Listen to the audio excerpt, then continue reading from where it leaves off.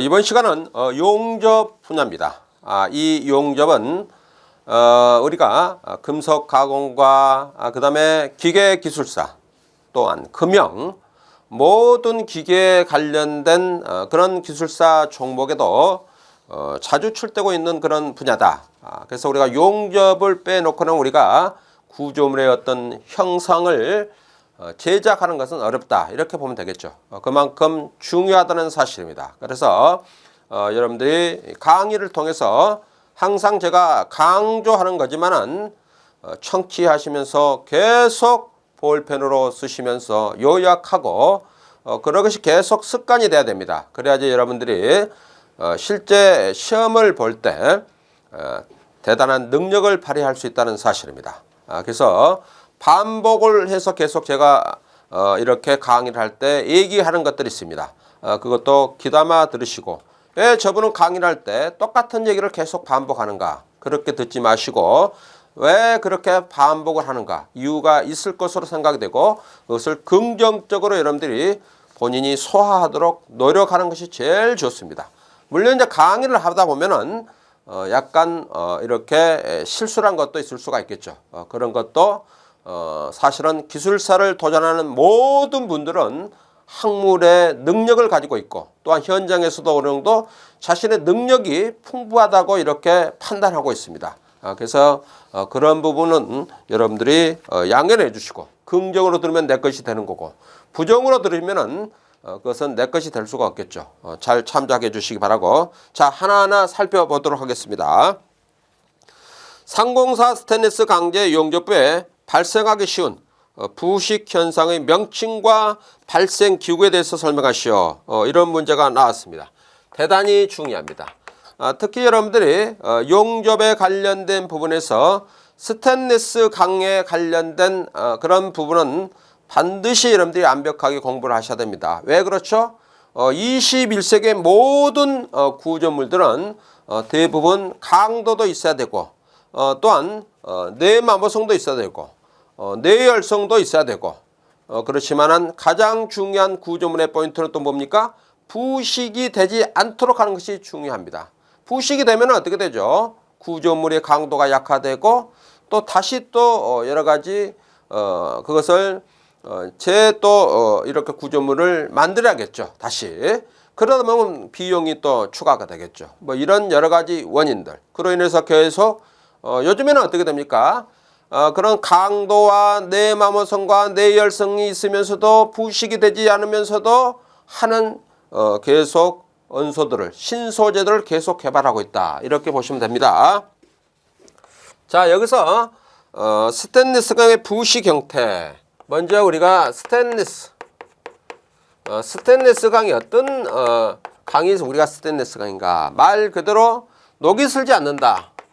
녹이 슬지 않게 우리가 하기 위해서 사용하는 것이 스테인리스 강이다, 이렇게 보면 되겠습니다. 그래서 우리가 결국은 어떻게 됩니까? 스테인리스 강의 원소가 Fe와 크롬계가 있고 그 다음에 또 뭐가 있죠? Fe, 크롬, 니켈계가 있죠. 이와 같이 두 개의 어떤 패턴을 우리가 나눌 수 있다는 것도 여러분들이 잘 알아두시기 바랍니다. 그래서 우리가 보통 Fe 크롬계, 그 다음에 Fe 크롬 니켈계 있다는 거 알아두시기 바라고, 거기에는 어떤 것들이 있습니까? 거기에는 이제 우리가 오스테나이트, 석출경화형, 페라이트, 마이르텐사이트, 스테인리스 강, 이런 것들이 있죠. 여기 이제 두 개의 부류에 다 그것이 포함이 됩니다. 뒤에서 또 있으니까 그때 가서 설명해 드리고, 자, 우리가 부식의 형태, 부식의 형태는 어떤 것이 있는가? 부식의 형태.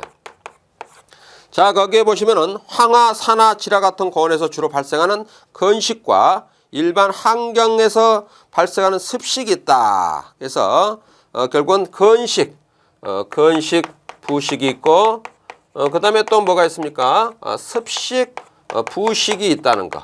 이것도 언급해 주시기 바랍니다. 그래서 건식은 말 그대로 항화나 산화, 지라, 어떤 화학 반응, 이거 다 화학 반응이겠죠. 근데 여기는 항화, 그 다음에 산화, 지라, 이런 것에 의해서 우리가 발생하고 있다는 거. 그렇지만 습식은 어떻게 됩니까? 이 습식은 두 가지로 또 나눠지고 있죠.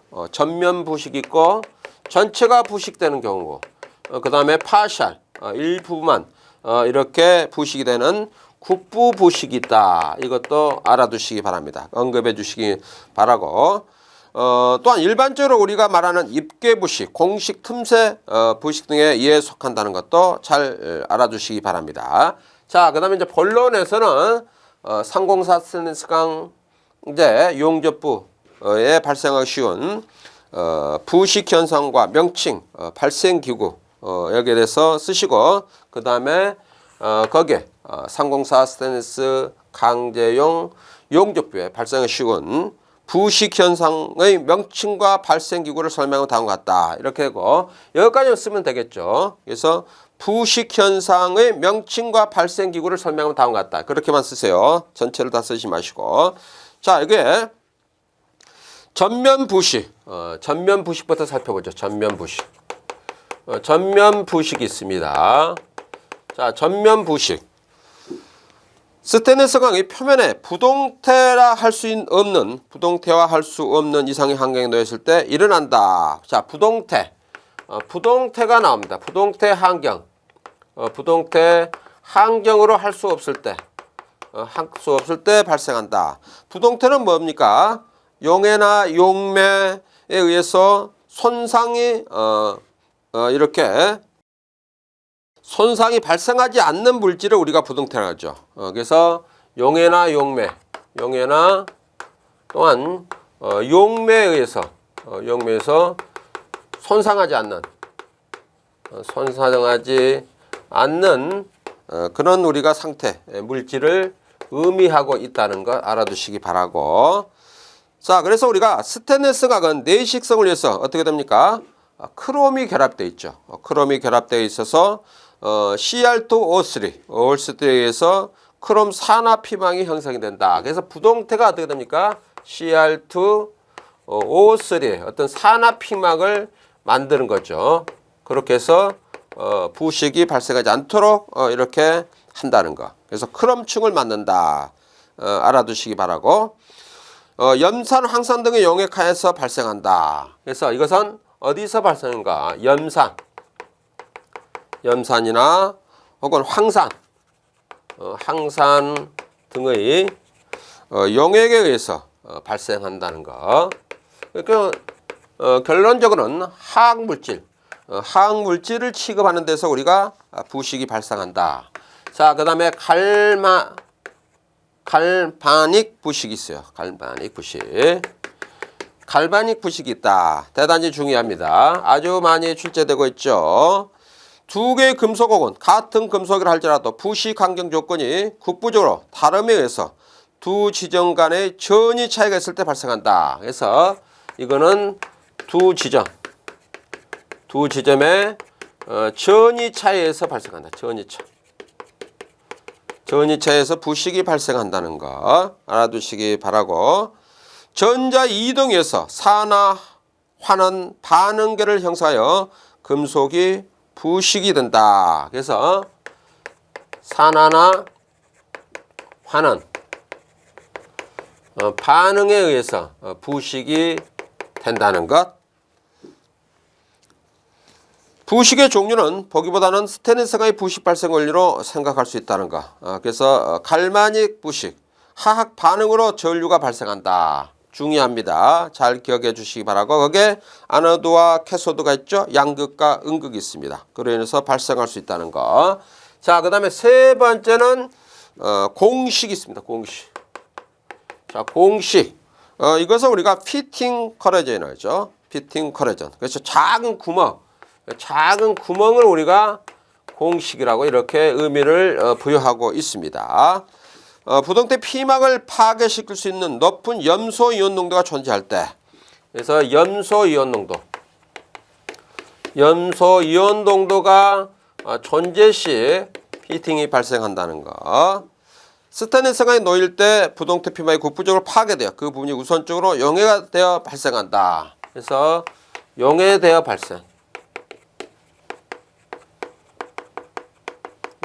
발생한다는 것.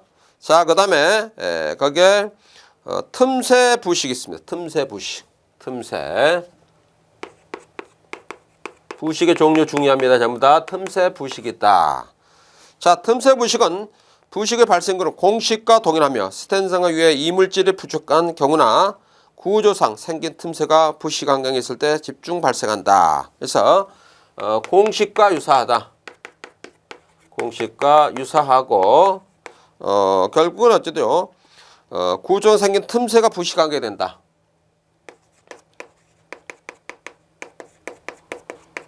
틈새가 부식 환경을 유발한다는 거. 그래서 말 그대로 틈새 부식이다. 볼트를 이렇게 체결했을 때 그 사이에 틈새가 비면은 거기에 부식이 발생할 수 있고, 또한 용접을 했는데 용접이 원만하게 되지 않고 어떤 약간의 틈새가 이렇게 존재했을 때 그 부분에서 결국은 어떤 산소가 구조물에 노출이 되므로 인해서 부식이 발생할 수도 있다. 이렇게 보면 되겠죠. 그 다음에 입계 부식입니다. 입계 부식. 자, 입계 부식은 어떤 상태인가? 부식이 결정 입계에 따라 진행하는 형태다. 그래서 이것은 결정 입계. 결정 입계에 의해서 진행이 된다는 것 알아두시기 바라고, 이 부식은 내부를 깊게 진행되면서 결정 입자가 떨어진다. 결정 입자가 떨어진다는 거. 그래서 용접 가공 시 열 영양분이 부정적한 열 처리 과정과 고온에서의 노출 시 주로 발생한다. 그래서 어디서 발생하는가? 여기 있는 것처럼 HAZ 히트 업젝트 존이 되겠죠. 열 영양분 부적정한 열 처리, 부적정한 열 처리에서 혹은 고온에서의 노출 시, 고온 노출 시 발생한다는 거 기억해 주시기 바라고. 자, 다음은 또 뭐가 입니까? 응력 부식 균열입니다. 응력 부식 균열. 전부 다 이거 다 중요합니다. 전부 다 중요합니다. 하나 영어로도 중요하고 여러 가지 다 중요합니다. 영어로도 나올 수가 있습니다. 이 하나가 시험 문제로 나올 수가 있습니다. 이것을 우리가 응력 부식 균열을 또 뭐라 그러죠? SCC라고 그러죠. SCC. 그래서 스트레스 커러전 크래킹 이렇게도 부릅니다. 잘 기억하시기 바랍니다. 자, 이거는 부식 환경에 노출된 부식 가능성이 있는 금속에서 인장 응력이 주어질 때, 이거는 인장 응력이 주어졌을 때 응력과 부식이 상하고 장에서 치성 균열이 발생한다. 그래서 치성 균열이 발생하고 그 발생한 균열에 어떻게 되죠? 부식이 노출이 되니까, 안에 조직이 노출이 되니까 서로 이제 산화 작용에 의해서 부식이 되는 거죠. 이 부식은 오세레나이트 강의 특유의 현상이다.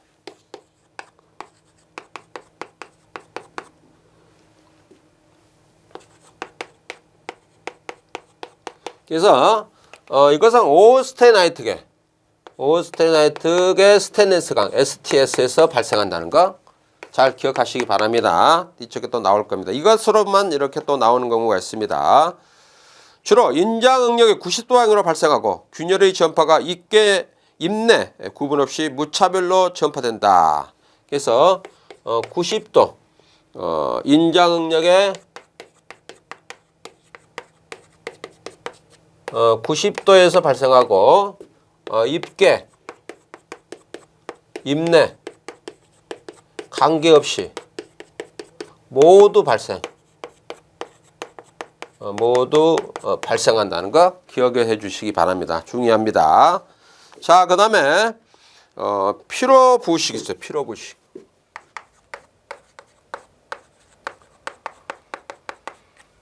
피로 부식. 이것은 이제 우리가 어떤 피로 현상 때문에 발생하는 거죠. 한번 내용을 보죠.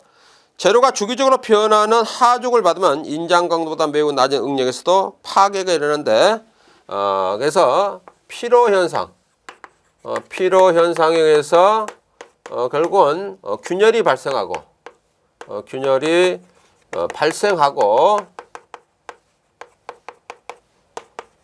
그 균열부에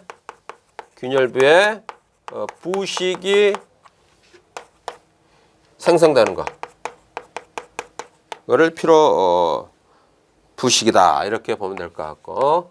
자, 그다음에 해수 부식 있어요. 해수 부식.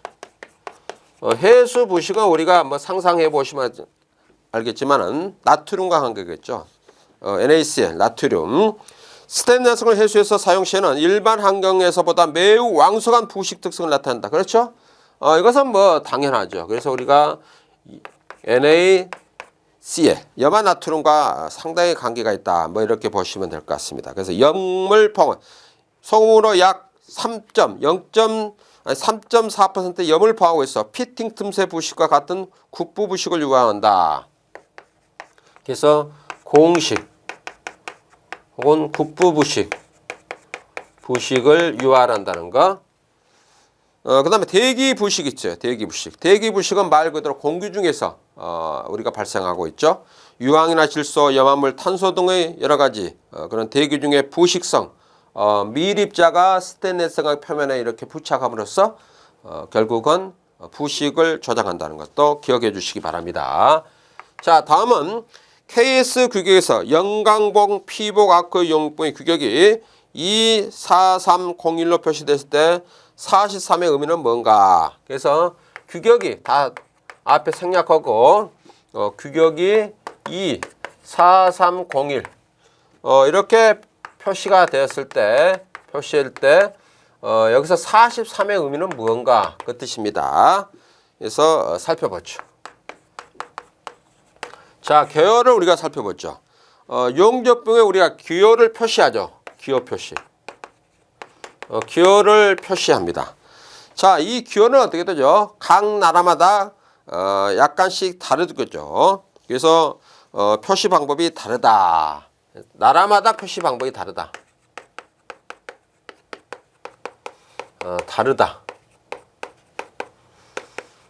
또한 이 기호를 표시하는 목적이 뭡니까? 그것은 뭐 말 그대로 우리가 용접봉을 정확하게 우리가 사용하기 위해서 그러는 거죠. 정확하게 사용하기 위해서. 그래서 재질이라든가 또한 용접 방법 이런 것들에 따라서 전부 다 용접봉이 다르잖아요.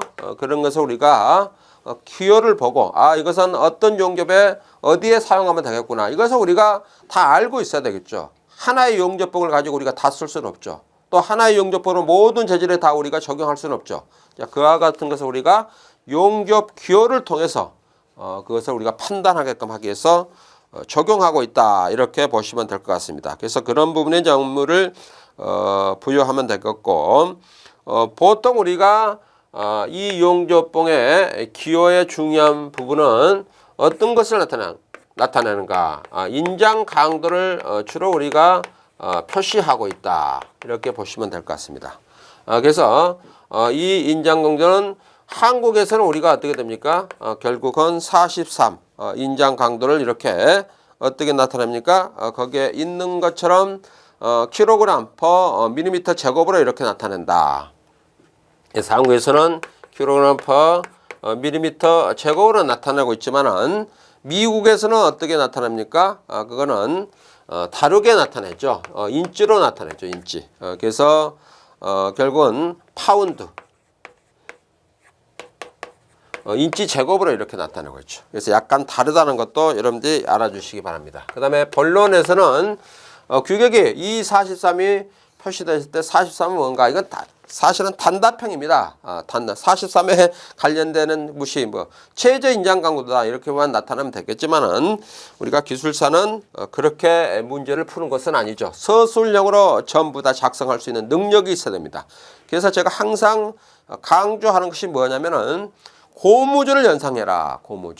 고무줄 우리가 잘랐을 때 50cm밖에 안 되지만은 그것을 양팔로 잡아당기면 어떻게 됩니까? 1m 20cm가 된다. 즉 다시 얘기해서 키워드를 가지고 문장에 살을 붙이는 능력이 탁월해야만이 기술사에 합격할 수 있고 또한 현장에서도 논리적인 사고력을 가지고 서로 어떤 현장에서 문제를 해결할 수 있는 그런 어떤 능력을 부여할 수 있다. 잘 기억해 주시기 바라고. 자, 피버 아크 용접법입니다. 피버 아크. 그래서 피버 아크 용접법이다. 용접법. 여기에서 결국은 어떻습니까? 2에 43에 01 이렇게 되어 있죠. 2에 43. 그러면 여기서 2는 뭡니까? 2는 일렉트로드, 전극을 나타낸다.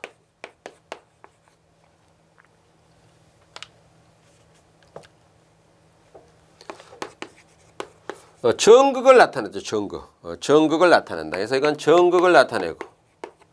그 다음에 43은 뭐죠? 43은 최저 인장 강도를 나타낸다. 최저 인장 강도를 나타낸다는 거. 그래서 결국은 43은 43kg 밀리미터 제곱이라는 거. 이것을 나타내고 있다는 것 알아두시기 바랍니다. 아까도 제가 설명했죠. 그래서 미국에서는 단위를 야드 파운드법으로 해서 우리가 사용하고 있다. 그래서 미국은 43이 아니고 260을 이렇게 사용하고 있다. 그래서 260, 260이라고 쓰는 것은 아까도 얘기했지만 60 lbs분의 per 인치 제곱 이렇게 되는 거죠. 그렇게 우리가 나타낼 수 있다는 것도 잘 알아두시기 바랍니다. 그렇게 해서 살펴봤고 거기에 뒤에 이제 어떻게 돼 01이 있죠. 01. 01은 뭡니까? 이거는 용접 자세를 나타낸다. 그래서 0이죠. 0. 0은 용접 자세를 나타낸다. 용접 자세. 용접 자세를 나타내는데 이것도 잘 기억해 주시기 바랍니다. 자, 0과 1은 전자세. 0과 1은 전자세를 나타내. 전자세를 나타내고 그 다음에 2는 아래보기. 2는 아래보기. 아래보기를 나타내고 그 다음에 3도 아래보기인데 이것은 이제 그냥 평범한 아래보기고 2가 아래보기가 약간 다르죠. 아래보기는 아래보기인데 이것은 수평 필렛에 가는 거. 필렛에 관련된 아래보기고 3은 전체적인 아래보기를 나타내고 있다. 그 다음에 4는 전 자세 및 특정 자세를 나타내고 있다. 그 다음에 1이 있죠. 1. 1이 있습니다. 여기 1. 자, 이 1은 뭐냐면은 이 1. 1은 결국은 피복제의 종류를 나타낸다. 피복제의 종류를 나타낸다. 이렇게 해서 전체적으로 다 알아두시기 바랍니다. 지금 이번에 시험은 여기서 나왔지만 43이라는 의미만 이렇게 나타내면 되지만은 사실은 이 43 01에 대해서 설명하시오. 이렇게도 나올 수가 있습니다. 그래서 여러분들이 잘 기억해 주시기 바라고 거기에 레퍼런스로 참고 자료로 피버 아크 용접봉의 KS 분류가 이렇게 나와 있습니다. 그것도 참고해 주시기 바랍니다. 그래서 거기에 보시면 고셀레로스계 피버 아크 용접봉은 24311로 나갑니다. 그 다음에 지금 했던 이 4302는 어떤 용접봉이냐면은 거기에 나와 있는 것처럼 1미 나이트계 피복 아크 용접입니다. 1미 나이트계입니다. 1미 나이트계 피복 아크 용접봉이다. 아크 용접봉이라는 거 잘 알아두시기 바랍니다. 이렇게 또 문제가 나올 수가 있습니다. 그 다음에 또 거기에 보시면 라임 티타니아계 피복 아크 용접봉은 24303으로 나간다는 거. 그 다음에 고사나 티탄계 피복 아크 용접봉은 24313으로 나가고 저수소계 피복 아크 용접 이것도 잘 알아두시기 바랍니다. 저수소계 24316으로 나갑니다. 그 다음 철분 사나 티탄계 피복 아크 용접은 24324. 그 다음에 철분 저수소계 피복 아크 용접은 24326. 그 다음에 철분 산화 철계 피복 아크 용접봉은 24327로 이렇게 규격이 되어 있다는 거 기억해 주시기 바랍니다.